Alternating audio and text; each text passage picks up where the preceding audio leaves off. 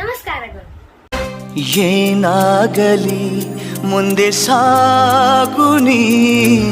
ನಾವು March first ತರಬೇಕಾದ್ರೆ ಏನ್ ಮಾಡ್ಬೇಕು? ಇದು ಮಾಡೋದು ಹೇಳ್ತಾರಲ್ಲ ಸರ್, ಹೇಳ್ತಾರ ಸರ್ ನೀವು ಮಾರ್ಚ್ ಫಸ್ಟಿಗೆ ಬರ್ಬೇಕನ್ಸರ್ 4 ತಿಂಗಳಿಂದ 4.5 ತಿಂಗಳ ಮುಂಚೆ ಅದನ್ನು ಕಟಿಂಗ್ ಮಾಡ್ಬೇಕು. ಫೆಬ್ರವರಿ, ಜನವರಿ, ಡಿಸೆಂಬರ್, ನವೆಂಬರ್ ಕಟಿಂಗ್ ಮಾಡ್ಯಾರಿ ಸರ್. ಈಗ ಎಲ್ಲ ನಮ್ದು ಆಗಿದೆ ಸರ್. ಈ ಫ್ಲವರ್ ಸ್ಟಾರ್ಟ್ ಆಗಿದೆ ಈಗ ಸ್ಟಾರ್ಟ್ ಆಗಿದೆ ಸರ್. ಶೂಟಿಂಗ್ ಮಾಡ್ಕೊಂಡ್ ಬಂದೇವ್ರಿ ಅದನ್ನೆಲ್ಲ. ಆಮೇಲೆ ಇನ್ನೊಂದು ವಿಷಯ ಅಂದ್ರೆ ನಿಮ್ ಕಾಯಿನೂ ಇವತ್ತಿದ್ದ ಕಾಯಿ ಕೂಡ ತೋರಿಸಿದ್ದೀನಿ. ನಾವು ಮಾರ್ಚ್ ಬರಬೇಕು ಅಂದ್ರೆ yes sir, November first week ನಾವು ಕಟಿಂಗ್ ಮಾಡಿರ್ಬೇಕು. 4.5 ಮಂತ್ ಮುಂಚೆ ಇರ್ಬೇಕು ಸರ್. ಈ 15 ದಿವಸ ಯಾಕೆ ಗ್ಯಾಪ್ ಇರುತ್ತಂತ ಸರ್, ಚಾಟ್ನಿ ಅಂತಾರೆ. ವೆದರ್ ಗೊತ್ತಾಗಲ್ಲ, ಅದ್ರ ಮೇಲೆ ಒಂದು 15 ದಿವಸ ನಿಮಗೆ ವೇರಿಯೇಷನ್ ತೋರಿಸುತ್ತೆ ಸರ್. ನಾವು ಕೊಡ್ತಕ್ಕಂಥ ಒಂದು ಎಂತಾರಲ್ಲ ಅದು ನಾವು ಇದನ್ನು ನಿಮ್ ಥೇರಿ ಮಾಡ್ಬೇಕು ಅಂತ ಬಹಳ ಮಂದಿಗಳು ಡಿಸ್ಕಸ್ ಮಾಡಿದ್ದೆ. ಈಗ ನೀವು ಬೇಗ ಬರುವಂಗ ಅದಕ್ಕೆ ಟ್ರೀಟ್ ಕೊಟ್ರಿ ಅಂದ್ರೆ ಗಿಡ ಬಾದಾತವ ಅಂತಾರ. ಅದೇನು ಸಂಬಂಧ ಇಲ್ಲ ಸರ್. ಈಗ ನಾವು ನೋಡ್ಕೊಂಡು ಬಂದೇವ್ರಿ. ಅವ್ರು ಸರ್ವತೋಮುಖವಾಗಿ ಎಲ್ಲಾ ಗಿಡಕ್ಕೂ ಒಂದೇ ತರದ ಎರೆಹುಳದ ಗೊಬ್ಬರ ಕೊಟ್ಟಾರ. ಆಮೇಲೆ ಇದು ಏನು ಗೋಕೃಪಾಮೃತ ರೆಡಿ ಮಾಡ್ಕೊಂಡಾರ.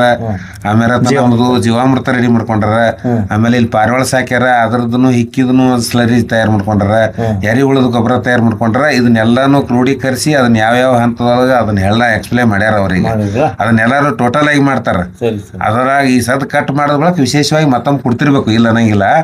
ಆದ್ರೆ ಇದು ವಿಶೇಷವಾಗಿ ಎಲ್ಲಾ ಋತುಮಾನದೊಳಗೂ ಹೂ ಬಿಡಿಸಿ ಕಾಯಿ ತೊಳಕ ಅನುಕೂಲವಾದಂತ ತಳಿರಿದು.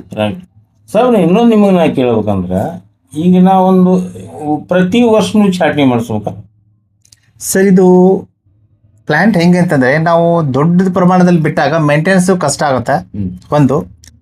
ಎರಡನೇದು ನಮಗೆ ಅಷ್ಟು ಕ್ವಾಲಿಟಿ ಫ್ರೂಟ್ಸ್ ಬರೋದು ಕಷ್ಟ. ನಾವು ಅದಕ್ಕೆ ಏನ್ ಮಾಡ್ತೀವಿ, ಒಂದು ಗಿಡಕ್ಕೆ ನಮಗೆ 5 to 10 ಡಜನ್ ಬಂತು ಅಂದ್ರೆ ಸರಿ. ಸದ್ಯ ನಮ್ಮ ಒಂದು ಪ್ರೈಸೇ ಮಾತಾಡ್ಲಿಕತ್ತೀವಿ. 1200 rupees per ಡಜನ್ಸ್ ಇದೆ ಲೆಕ್ಕ. ಈ 5 ಡಜನ್ ಬಂದ್ರೆ ಒಂದು ಪ್ಲಾಂಟಿಗೆ ಎಷ್ಟು ಸರ್? 6,000 ರೂಪಾಯಿ ಆಗುತ್ತೆ. ನಿಮ್ಮ 1200 ಪರ್ ಡಜನ್ ಸೇಲ್ ಆಗುತ್ತೆ ನಿಮಗೆ. Fix price sir. ಅದೇ ₹1 ಕಡಿಮೆ ಪ್ರೈಸ್ ಸರ್. ಅದು ಬುಕ್ಕಿಂಗ್ ಇರುತ್ತೆ 10 days. ಈ ಸದ್ ನೋಡಿ ಸರ್, ನಾನು ಇವಾಗ ಡಿಸೆಂಬರ್ ತಿಂಗಳಲ್ಲಿ ಕೂತಿದ್ದೀನಿ. ಜನವರಿ ಫೆಬ್ರವರಿ ತಿಂಗಳು ಬರ್ತಕ್ಕಂಥ ಫ್ರೂಟ್ಸ್ಗೆ 278 ಡಜನ್ ಬುಕ್ ಆಗಿದೆ. ಈಗ ನಾವು ಬಂದ್ಮೇಲೆ ಫಸ್ಟ್ ಫ್ರೂಟ್ಸ್ ಅವ್ರಿಗೆ ಕೊಡೋದು ನೋಡಿ ಸರ್. ಕರೆಕ್ಟ್. ಯಾಕಂದ್ರೆ ಅವ್ರು ನಮ್ಮ ಮೇಲೆ ನಂಬಿಕೆ ಬರಬೇಕು. ಏನ್ ಸರ್, ಅವ್ರು ಅದಾರೋ ಇಲ್ಲೋ ಮುಖ್ಯ ಆಗೋದಿಲ್ಲ. ಬಟ್ ಅವರು ಎಲ್ಲಿದ್ರು ಅವ್ರು ನಮ್ಮವರೇ. ಯಾಕಂದ್ರೆ ನೋಡಿ, ಅದಕ್ಕೆ ಇನ್ನೊಂದು ಆಕ್ಚುಲಿ ನಾನು ಇನ್ನೊಂದು ವಿಷಯ ಹೇಳಕ್ಕೆ ಇಷ್ಟಪಡ್ತೀನಿ ಸರ್. ಶಾರ್ಟ್ಲಿ ಇದನ್ನ ಆಫೀಸ್ ಓಪನ್ ಆಗ್ತಾ ಇದೆ ಸರ್. ಬೇಲ್ಡಿ ರೋಡ್ ಕಲಾಲ್ ಕಾಂಪ್ಲೆಕ್ಸ್ ಅಲ್ಲಿ ಮಾಡ್ತಾ ಇದ್ದೀವಿ. ಆಫೀಸ್ ಇದೆ, ಬಟ್ ಎಲ್ಲ ವರ್ಕ್ ಸಂಬಂಧಪಟ್ಟಂತೆ ವರ್ಕ್ ನಡೀತಾ ಇದೆ. ನಿಮ್ಗೆ ಕ್ವಶನ್ ಕೇಳ ಸರ್. ಈಗ ನಿಮ್ಗೆ ಆರ್ಡರ್ ಇದೆ, ಬುಕ್ ಇದೆ, ಎಲ್ಲರಿಗೂ ಕೊಡ್ತೀರಿ. Yes sir. ಈಗ ನಾವು ಬಿಜಾಪುರ ತಿನ್ನೋರು ನಿಮ್ಮ ಹತ್ರ ಹೆಂಗ್ ಬರ್ಬೋದು? ಈಗ ನಾಳೆಗೆ ತಿನ್ಬೇಕು, ನಮ್ಮ ಮನೆಗೆ ಬೀಗರು ಬರ್ತಾರೆ. ಅವಾಗ ಹೆಂಗ ನಾವು ಗೆಟ್ ಮಾಡ್ಕೋಬೇಕು? ಬುಕ್ ಹೆಂಗ್ ಮಾಡ್ಬೇಕು ಸರ್? ಇದಕ್ಕೆ ಸಂಬಂಧಪಟ್ಟಂತೆ ಯಾಪ್ ತಯಾರಾಗತ್ತೆ ಸರ್. ಇದಕ್ಕೆ ಸಂಬಂಧಪಟ್ಟಂತೆ ಎಲ್ಲ ಪ್ರತಿಯೊಂದು ಅಪ್ಡೇಟ್ ಡೀಟೇಲ್ಸ್ ನಿಮಗೆ ನಿಮ್ಮ ನಂಬರ್ ಹಾಕಿಬಿಟ್ಟಿರ್ತೇವೆ. ನಿಮಗೆ ಮೆಸೇಜ್ ಬಂದ್ಬಿಡತ್ತೆ. ನಿಮ್ಗೆ ಇಷ್ಟು ಬಾಕ್ಸ್ ನಮ್ಮಲ್ಲಿ ಇದೆ, ಅದು ನಮಗೆ ಮೆಸೇಜ್ ಬಂದ್ಬಿಡತ್ತೆ. ಯಾರು ಅದನ್ನ ಆ ಟೈಮ್ ಲಾಕ್ ಮಾಡ್ಕೋತಾರೆ, ಬುಕ್ ಅದೇ ಆಫೀಸ್ನೊಳಗೆ ಸಿಗುತ್ತೆ. ಹಾ ಸರ್. ಈ ಕಲಾಲ್ ಇಲ್ಲಿಂದ ಅಲ್ಲಿ ಬರುತ್ತೆ ನಿಮಗೆ. ಆಮೇಲೆ ಇನ್ನೊಂದು ರೋಡ್ ಕಲಾಲ್ ಕಾಂಪ್ಲೆಕ್ಸ್ ನಿಯರ್ ಬಿದ್ರಿ ಹಾಸ್ಪಿಟಲ್ ಕ್ರಾಸ್ ಇದೆ ಸರ್. ಆಫೀಸ್ ಇದೆ, ಬಟ್ ಇದು ಡಾಕ್ಯುಮೆಂಟ್ಸ್ ವರ್ಕ್ ನಡೀತಾ ಇದೆ. ಡಾಕ್ಯುಮೆಂಟ್ ಸರಿ ಸರ್. ಈಗ ಥೈಲ್ಯಾಂಡ್ ಏನು ಇದು ಅಗಿ ಹಚ್ತೇನೆ ಅಂದ್ರೆ ಇನ್ನೊಬ್ರು ನಿಮ್ಗೆ ನೋಡಿ ಎಲ್ಲರೂ ಇನ್ಸ್ಪಿರೇಷನ್ ಆಗಿ ಹಚ್ತಾರೆ.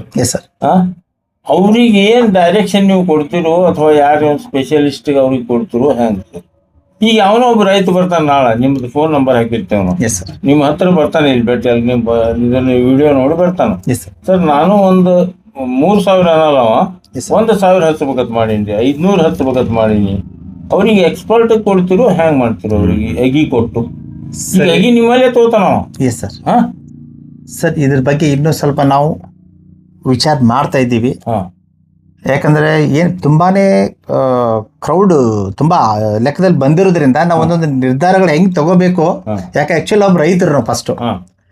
ಈಗ ಒಬ್ಬ ರೈತನಿಗೆ ತನ್ನದಂತ ಕೆಲಸ ಕಾರ್ಯಗಳು ಇರ್ತವೆ, ಅನಿವಾರ್ಯ. ಯಾಕಂದ್ರೆ ಲೇಬರ್ ಸಿಗೋದಿಲ್ಲ ಇಂಥ ಒಂದು ಸಮಯದಲ್ಲಿ ನಾವಿದ್ದೀವಿ. ಏನ್ ಸರ್, ಆದಷ್ಟು ಮಟ್ಟಿಗೆ ನಾವು ರೈತರಿಗೆ ನಮ್ಮಿಂದ ಏನ್ ಹೆಲ್ಪ್ ಆಗತ್ತೆ ನಾವು ಮಾಡಬಹುದು. ಏನ್ ಸರ್, ಈ ನಮ್ಮ ವಿಚಾರ. ಯಾಕೆ ಸರ್, ಅರುಣ್ ಪಾಟೀಲ್ ಅವರು ಒಂದು 4-5 ಎಪಿಸೋಡ್ ಮಾಡಿದ್ದೆ. Yes sir. ಅವರು ಅರುಣ್ ಪಾಟೀಲ್ ಅವ್ರು 1 ತಿಂಗಳು 2 ತಿಂಗಳಾದ ಕೂಡಲೇ ನನಗೆ ಫೋನ್ ಹಚ್ಚಿದ್ರಿ. Yes sir. ಏನು ಸರ್ ನೀವು ವಿಡಿಯೋ ಮಾಡಿದ್ರಿ, ಎಲ್ಲ ಅಪ್ಲೋಡ್ ಮಾಡಿದ್ರಿ, ನನ್ನ ನಂಬರ್ ಹಾಕಿರಿ, ನನಗೆ ಯಾರೂ ಮಲಗಿಸ್ಬಿಡೋದಾಗ್ಯದ ಸರ್. Yes sir. ನಾನು ನೋಡ್ರಿ ಅರುಣ್ ಸರ, ನೀವು ಒಟ್ಟು ಮಾತಾಡೋಂತ ನಾ ಹೇಳಲ್ಲ, ಏನು ನಿಮಗೆ ಸಾಧ್ಯ ಆಗಕ್ಕೆ ಮಾತಾಡಿ ಹೇಳ್ರಿ, ರೈತರಿಗೆ ಹೆಲ್ಪ್ ಆಗತ್ತೆ ಇದು. ಒಬ್ಬ ರೈತ ಬೆಳಿಬೇಕು. ನಿಮ್ಮನ್ನು ನೋಡಿ ನಿಮ್ಮಂಗೆ 3,000 ಯಾರು ಹಚ್ಚೋದಿಲ್ಲ, 300 ಹಚ್ತಾನ.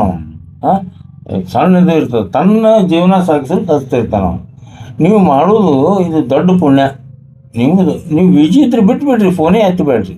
ಅನ್ನೋನಿದ್ರೆ ನೀವು ಖಾಲಿ ಇದ್ದಾಗ ಕೂತಾಗ ಹಿಂಗೆ ಮಾಡಪ್ಪ, ಹಿಂಗೆ ಮಾಡು, ಇಲ್ಲೊಂದು ತೋಟಕ್ಕೆ ಬಂದು ಹೋಗಿ ಹೇಳ್ತೀನಿ ಅಂತ ಹಿಂಗೆ ಹೇಳ್ರಿ ಸರ. ನಾ ಇದನ್ನ ರೈತರ ಬಗ್ಗೆನೇ ಯಾಕೆ ನಾ ತಲೆ ಕೆಡ್ಸ್ಕೊಂಡು ವಿಡಿಯೋ ಮಾಡ್ಲಿಕತ್ತೀನಿ. ಹೆಚ್ಚಾನ ನಾನು 525 ವಿಡಿಯೋಗಳು ರೈತರದೇ ಹೆಚ್ಚದ.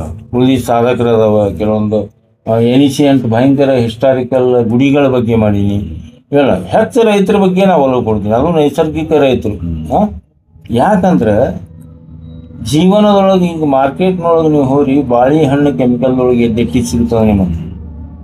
ಎಲ್ಲ ಬಾಳೆಹಣ್ಣು ನೀವು ಹೋಗಿ 1 ಡಜನ್ ಬಾಳೆಹಣ್ಣು ತೊಗೊಳ್ತಿರ್ರಿ, ಪೂರಾ ಗಂಟೆಲ್ಲ ಕರೆಕರ ಅಂತಿರ್ತದೆ. ನಾವೇ ತಿಂತಿದ್ದೇವೆ, ನಾವು ಎಲ್ಲಿ ಪ್ರವಾಸಕ್ಕೆ ಹೋದ ನಮ್ಮ ಮನೆಯಾಗ ತಂದು.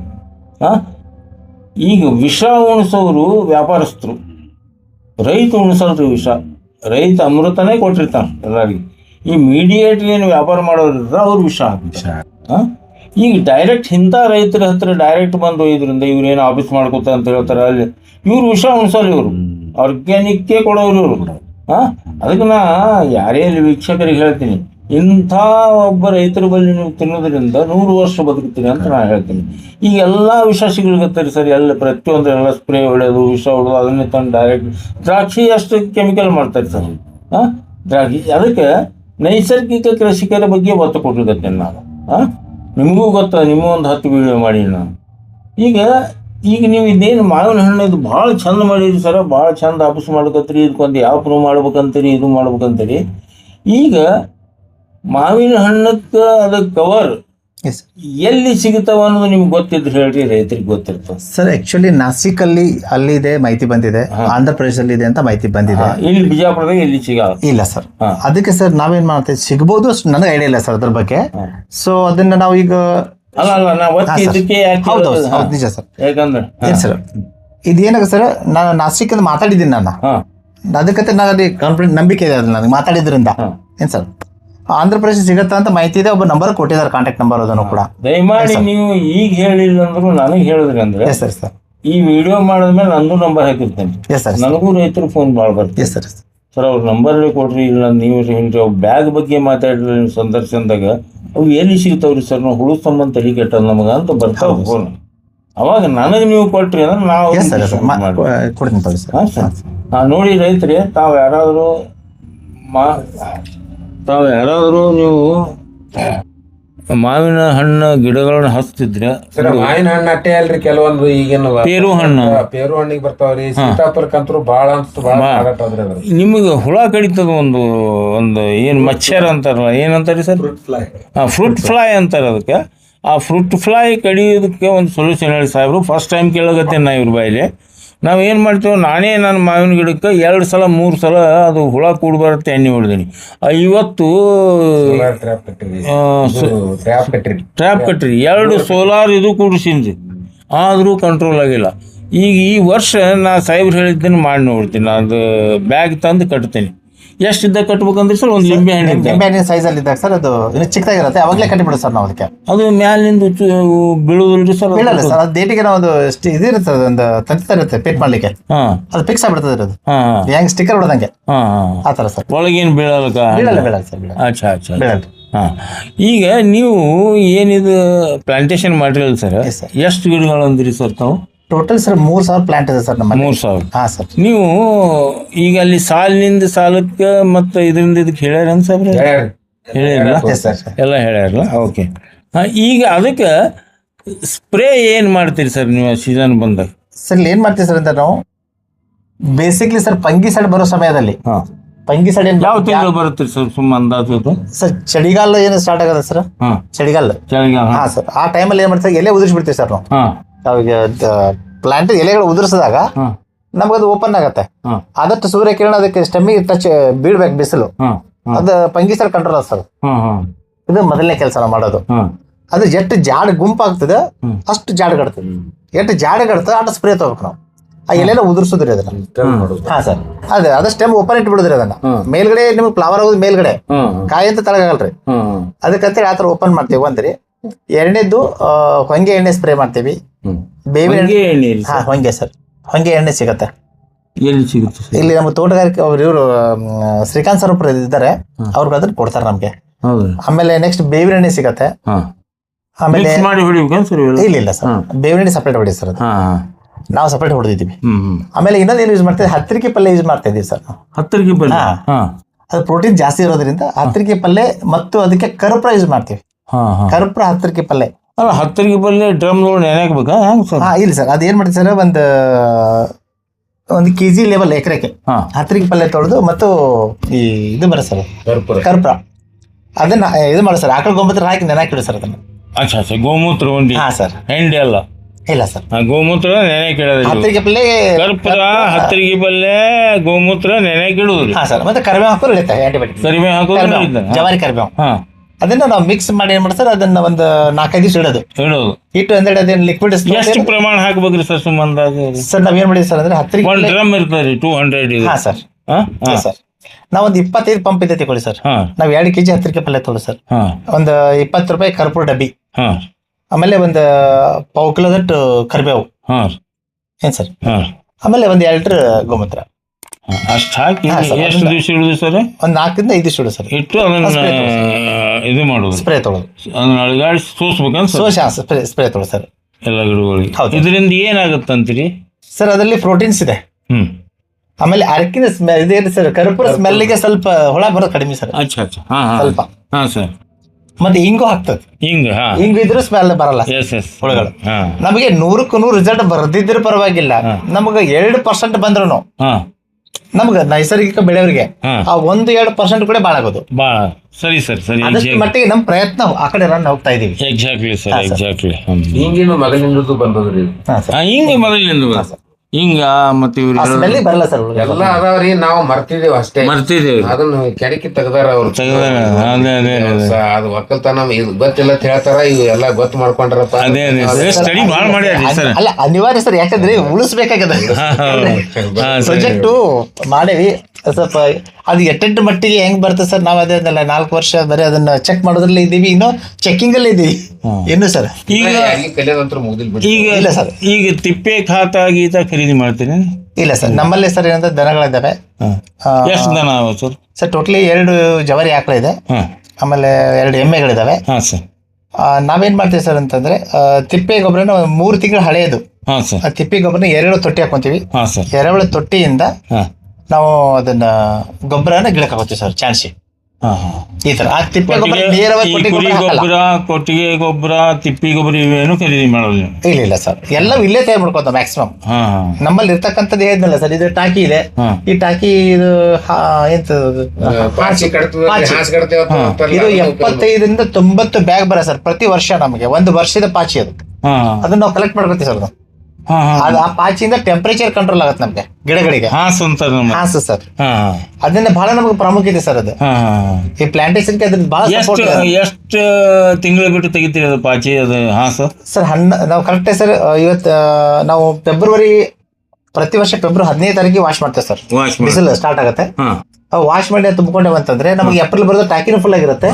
ಮತ್ತು ನಮಗೆ ಅದು ಬಿಸಿಲು ಸ್ಟಾರ್ಟ್ ಆಗಿದ್ರೆ ಆ ಹಾಸ್ ತಗೊಂಡು ನಾವು ಅಗತಿ ಹಾಕೊಂಡ್ಬಿಟ್ಟಿರ್ತೇವೆ ಗಿಡಗಳಿಗೆ. ಈ ಒಂದ್ ಹನಿ ನೀರು ಬಿದ್ರೆ ನೋಡಿ, ಅದು ತ್ಯಾವಂಗೆ ಜಾಸ್ತಿ ಸ್ಪ್ರೆಡ್ ಆಗ್ಬಿಡತ್ತೆ. 2.5 kg 2.5 ಪಾವು ಕೆಜಿ, ಪಾವು ಕಿಲೋ ಗೊಬ್ಬರದವ್ರು ಕೂಡಿಸಿ ಹಾಕಬಹುದು ಸರ್. ಹಾಕಬಹುದು. ಅದಕ್ಕಿಂತ ಬೆಸ್ಟ್ ಸರ್ ನಾವೇನ್ ಮಾಡ್ತೇವೆ, ಫಸ್ಟ್ ಅಗತಿ ಮಾಡ್ಕೋತೇವೆ ಸರ್.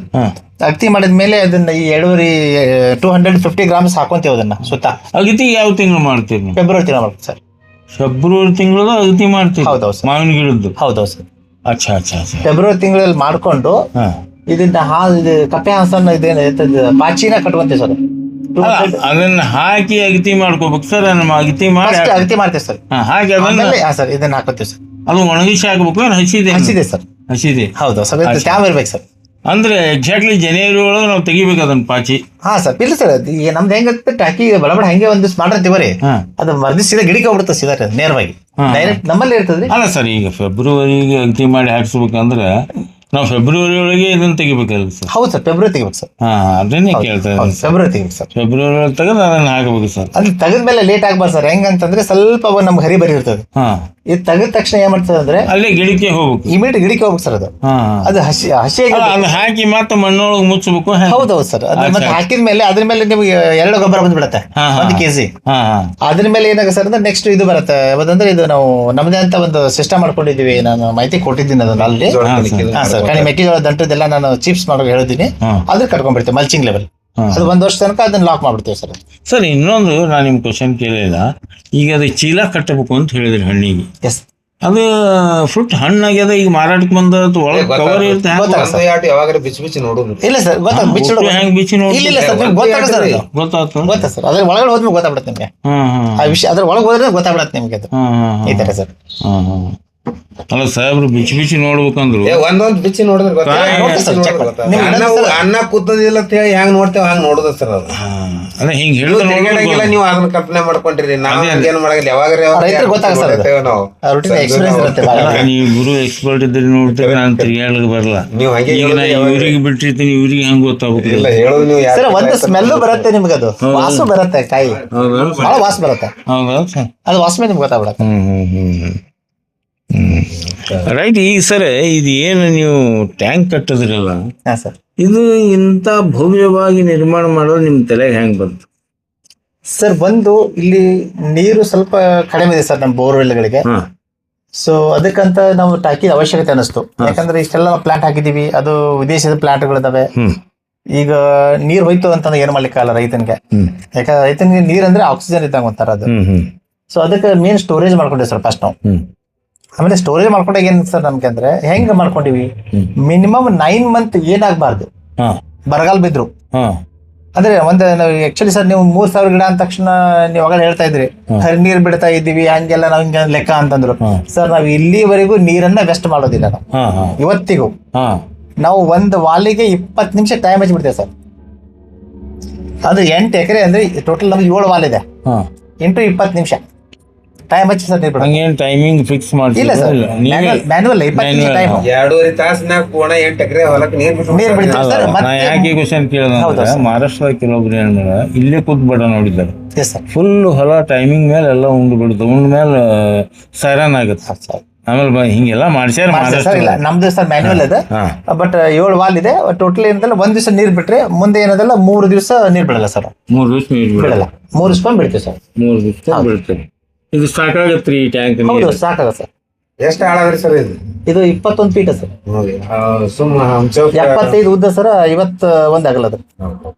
ಎಷ್ಟು ಖರ್ಚಿಗೆ ಬಂದಿರ್ಬೋದು ನಿಮ್ಗೆ? ಯಾವ ಇಯರ್ ಕಟ್ಸಿರಿ, ಎಷ್ಟು ಖರ್ಚಿಗೆ ಬಂತು? ಈಗ